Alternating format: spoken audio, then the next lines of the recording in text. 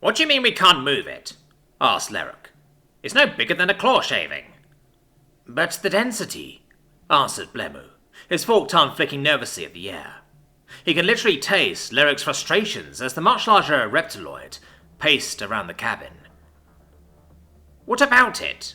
The artifact is sitting on a table in the cargo bay, not even a very strong table. I could bend it with one talon.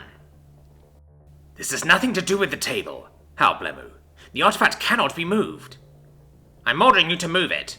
The Empress will be on station within a day. Do you think she, may Scales be ever blessed, will deign to enter such a place? The Empress? Asked Blemu. What is she doing here? Whatever she wants, up to and including skinning us alive. The Empress, but... Blemu's tail flicked, tossing fine red sand against the synthetic stone walls. Even in the depths of space, so far from their home world, his people could not force themselves to live in the stark metal boxes the other peoples preferred. It added enormously to the mass of their ships and stations, but was well worth it for the preservation of their psyche.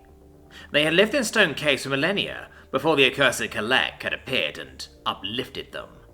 Uplifted to little more than slaves of the much more technologically advanced race.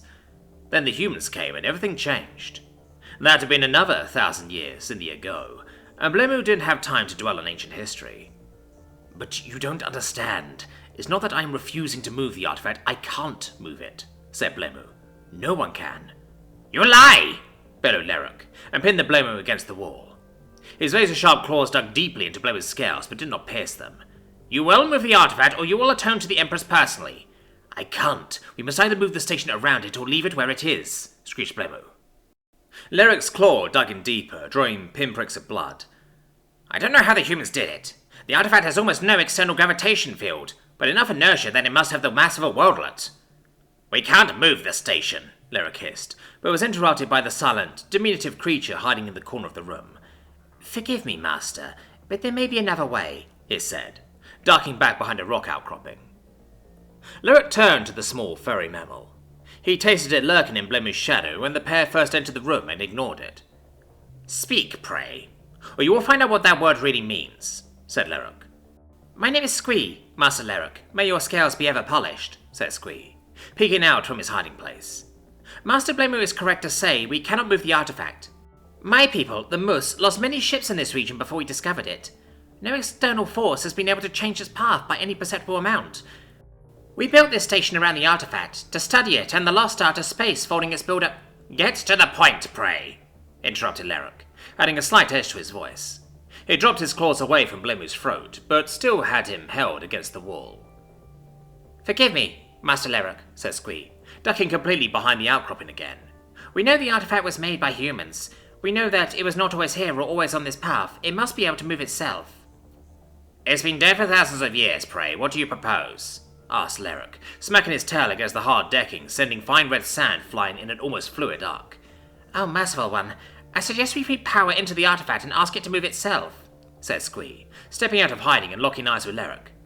It was a calculated risk that made the hair along her spine stand on end. Are you mad? Yelled Blemu. We don't know the first... Shut up! Lyric twisted, and snapped his jaw scant millimeters from Blemu's bare throat.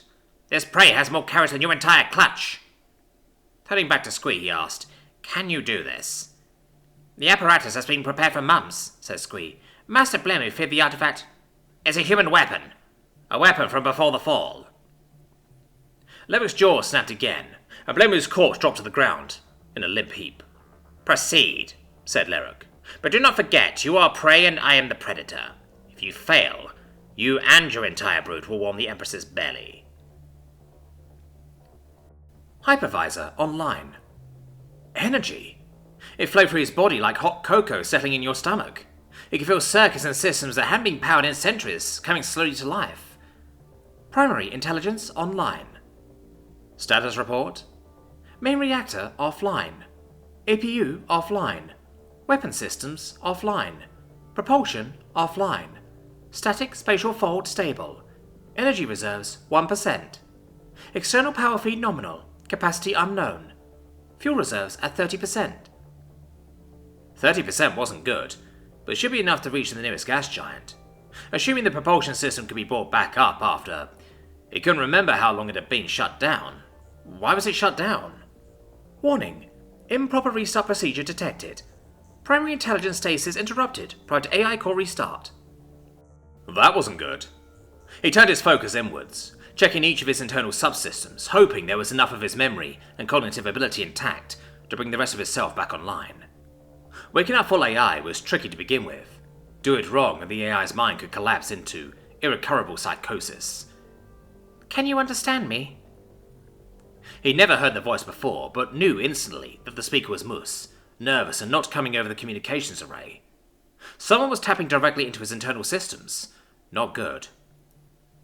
Defensive posture, he ordered the hypervisor, while still delving introspectively deeper into his own subsystems. Countermeasure failure. Physical tap detected. Damn, that really wasn't good. Acknowledged, he said to the hypervisor, carving of a fraction of his focus. Threat assessment? Who are you? The voice synthesizer started to cough and splutter as it spoke. Squee wiggled her whiskers, tapped a few keys on her keyboard and spoke again. I am Squee of the Moose. Please state your designation. Nothing happened. Powering up the tiny artifact was no simple matter. It was too small to attach cabling to, so her team had rigged an inductive cradle around it to feed in power. Even then, the artifact had burned out the first 3 cradles before they'd been able to build one capable of powering the device. The communications feed was nearly as difficult. Thankfully, her people were good enough with microsurgical techniques. After months of examining what was exposed of the artifact's optical network, her team had been able to tap into its internal network and start exploring. The sheer scale of what they found was mind-boggling. It was more like exploring an entire planetary network than something a few millimeters in size. Designation Sigma 936. Classification Dreadnought. You can call me Dan, it responded, much more smoothly this time. Squee tapped a few more keys, double-checking her references before speaking. Hypervisor override sequence code 39 Alpha 9. Request manual navigational control, she stated. Well, that's just rude, responded the voice synthesizer. Dan finished enabling the last of the errant memory modules in his AI matrix. They hadn't come online because his boot sequencer wasn't powered on yet. His boot sequencer wasn't powered on because the hypervisor had been manually enabled with a direct fiber optic feed rather than the usual internal triggers. Power system diagnostics, he ordered the hypervisor. The perceptual VR subsystem was thankfully one of the first things the hypervisor brought online, even before the AI matrix.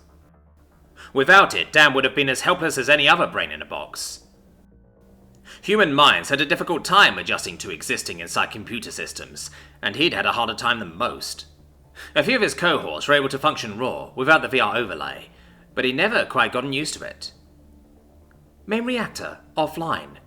APU, offline. Energy reserves at 2%. Inductive power feed nominal, capacity unknown. Requirements for main reactor restart? Energy reserves of 10%. APU must be offline, or higher capacity external power feed must be available. APU restart requirements? Energy reserves of 3% or medium capacity external power must be available. At the rate his energy reserves are recharging, he should be able to restart the APU in a few more seconds, assuming whoever was tapping into the optical network didn't have other ideas. Dan turned his attention back to the open communications channel. Whoever this Squee was, she knew enough about his internal systems to fake a comms channel without tapping into their communication subsystems. That was dangerous, particularly since the last thing she had tried to do was override his hypervisor with a code he'd never heard before. She'd used the correct format, so she obviously knew her stuff, but the code was at the wrong part of the sequence.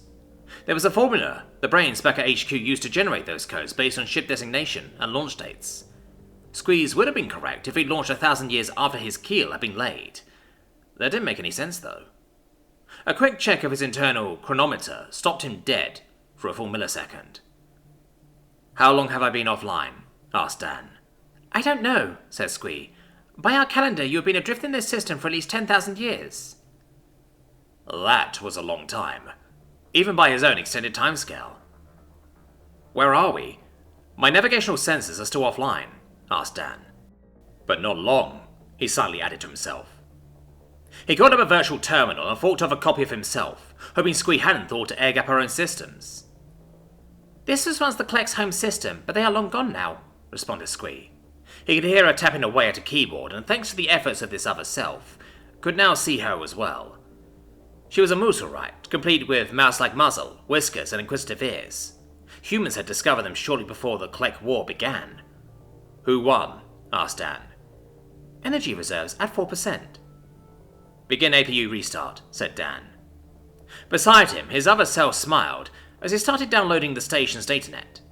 Computer security was no better than it had been in the good old days, whenever that was in comparison. Then he spotted the reptiloids. Enough chatter, snapped Erick, restraining himself from slashing the moose with his claws. Can you relocate the artifact or not?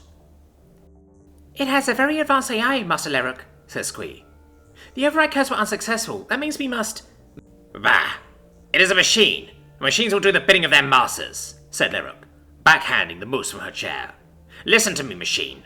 This place is the property of the Empress, and I am her representative. You will obey me, or I will grind you back into the dust you came from. Dreadnoughts do not react well to threats, and Methuselahs are no one's property. Squee's ears were still ringing from the blow Erick had landed on her, but the word Methuselah pulled her focus back to the voice synthesizer like a magnet. This was no AI. Only a few of her people's ancient records had survived the reptiloid invasion.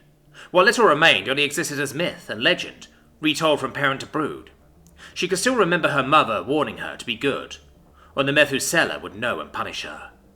The legends told of powerful beings, beyond ancient, before the time of the moose, that could be anywhere, see anything, but could not be seen unless they wanted to be seen. They could blossom into monstrous beings of immense size and unfathomable power, and then disappear without a trace. They had come to her world and left their mark long before she'd been born. They had scoured the Klek infestation from our homeworld, and were gone almost before the moose realized what was happening. You're a Methuselah? She squeaked. How dare you speak, pray? Erick raised his widespread claws. APU online. Begin main reactor restart procedure. Warning. Main reactor restart will destabilize spacefold. Proceed? Dan watched Erick raising his arm to slash at the moose in slow motion. He pushed his temporal perception to the point that the pair were almost at a standstill. Enough of the station's datanet was now stored in his own memory that he knew the moose were barely more than a slave race to the reptiloids, but there wasn't enough time to fully analyze the politics of their relationship, even as fast as his systems could function. Will the station survive? Overall structural integrity is sufficient for survival. However, gravitational anomalies will distort local structure sufficiently to preclude organic life. Total sentience in vicinity? 1,247 moose, 138 reptiloids. Bring the moose on board and place them in stasis, except for that one. I want to speak to her. Time seemed to speed up in the outside world, as the hypervisor stole precious cycles from his own AI matrix. One instant, Eric's claws were viciously closing in on a hapless Squee, and the next they were passing through empty space where a throat had been. Dan smiled as Erick tumbled forward in slow motion and smashed his snout into the decking. Moose preferred a soft, spongy peat analogue for their flooring to hard decking and fine sand that the reptiloids used. If they hadn't, Erick would have been on his way to the infirmary with a shattered nose. Bring the main reactor online. Where are you, pray? Erick yelled. That was a good trick, but you can't hide from me forever. He scrambled back to his feet and spun around, tasting the air. The flavour of fat, deathly afraid rodent filled the room. I will find you, he hissed. A comm panel beeped, demanding his attention. Erick, acknowledging, he snapped. What is so important that you would risk your life to interrupt me? Lethu, here. The prey are gone. Erick stared at the speaker grill on the comm panel for a moment before responding. What do you mean, gone? I don't know, sir. They aren't here anymore, answered Lethu. Find them. We will find yourself on my dinner plate besides that fool Blemu. Acknowledged. The comm panel cut out, and Erick turned back to the computer terminal and voice synthesizer attached to the artifact. Is this your doing, machine? Asked Erick. Do you wish to test my resolve? You really don't get it, do you? Answered Dan. You have about 10 seconds to live, and you still think you're in control? Blinding light pulsed from the artifact, followed by the sound of rending metal, as the inductive power cradle collapsed in on itself. Whoops, let's make that 1 second, said Dan. Erick took in the wreckage around the tiny black speck that was the artifact. The table it had been sitting on was gone. What was left of the inductive cradle was either glowing dull red or barely solidified metallic splatter on the walls. The artifact itself just floated there, mocking his authority over it. It pulsed again, warping Leric's vision as though he were looking through ripples in a pond after dropping a stone. "You wouldn't dare," he said, watching the ripples seem to scrunch up until an opaque shell of multicolored light surrounded the artifact. The light grew in intensity until Leric was forced to look away. He slammed his claws into the comms panel. "Evacuate! Evacuate! Breach in progress! Evacuate!" Main reactor online. Weapon systems on standby. Propulsion systems online. Spaceport stability re-established. Dan smiled. There wasn't much left of the station. He'd goosed the reactor restart procedure a bit, causing some of this real mass to leak through the spaceport that normally kept it hidden. Nothing inside of 100,000 kilometers would survive that pulse intact. "You aren't an AI, are you?" asked Squee. This space wasn't real. She knew that by the glowing wire frame theme that made up the walls. What she assumed was Dan reclined comfortably in thin air, clothed in something that looked like armor but made of a flexible foam-like material, inlaid with glowing blue tracks. "That depends on what you mean by AI," said Dan, smiling. "Am I an organic brain? Not anymore. Am I a manufactured intelligence? Well, not in the traditional sense of the word, no." "But you are a Methuselah?" asked Squee, a slight quaver in her voice. "Project Methuselah. Our last-ditch effort to deal with the Klek. Human minds trapped into dreadnoughts," said Dan. "I am a product of that experiment. It worked, too. There are no more Klek. Too bad the rest of humanity didn't make it." "I'm sorry," said Squee. "Until I heard you say that word, I thought your kind were a myth." "That's okay," smiled Dan. "I tend to think of my kind that way myself. Now, how about you and I get down to business about these reptiloids? Why exactly do they call you prey?"